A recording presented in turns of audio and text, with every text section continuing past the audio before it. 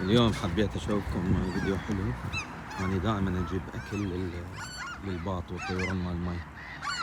هاي شوف مختلف الطيور، ذبيت لنا الخبز هذا اللي احنا نحتفظ به ما نذبه، اللي يزيد من عندنا نجيبه هنا نطعمه بذني حطيه.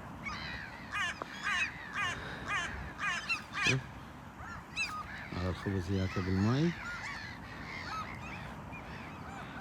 شوفوا هاي البطة الخضيري، هاي هي وابنها، وهذا اسمه الغراب الأشيب، وهذني نوارس.